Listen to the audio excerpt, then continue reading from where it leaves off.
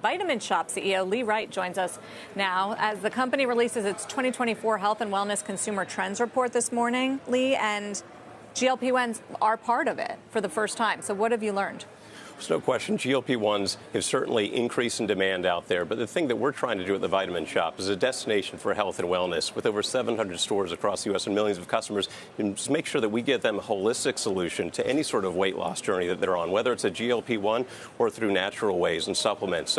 But we do want to make sure if they are on a GLP-1 that they are taking the appropriate amount of protein, because when you're on a GLP-1, you have a caloric deficit. So how do you maintain the muscle but lose the fat? You need to make sure you have an appropriate level of protein intake as well as a multivitamin, and also you support your gut health through probiotics and fiber to make sure that you're taking care of your body during that caloric deficit. And you can't do all that with food?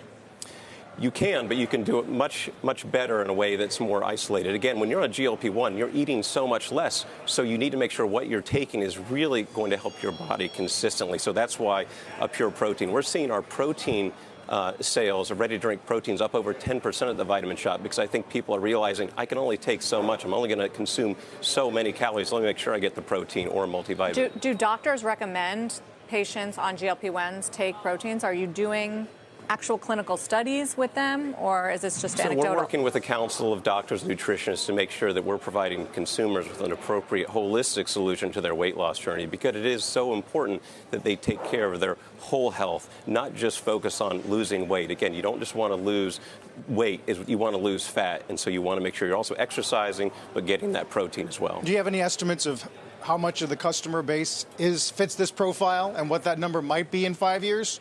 Look, we think it's going to probably triple from where it is today. We think it's going to continue to grow. I think people see it as a very important way for them to use as a catalyst for them to start to lose weight. And again, at the Vitamin Shoppe, we want to make sure it's a long-term solution. So once they lose the weight, they can maintain it and perhaps get off the GLP-1.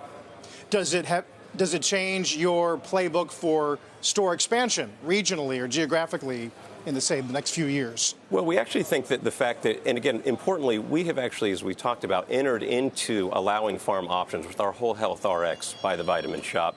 So we're creating that holistic solution. So for over 50 years, we've been a destination of health and wellness for consumers, but we've really focused on nutraceuticals and supplements. But now with an option of pharma, it really opens up the bandwidth to consumers to say, I have multiple options from someone with the expertise and knowledge of the Vitamin Shoppe that they can be successful in a health and wellness journey. How are vitamin sales in general doing? Because I feel like they've been kind of fads, gone back and forth lately. So what are you seeing right now? So during COVID, obviously, vitamins, minerals, and supplements, boomed immensely as people focus on their health and wellness, saying, hey, look, I need to take care of my body.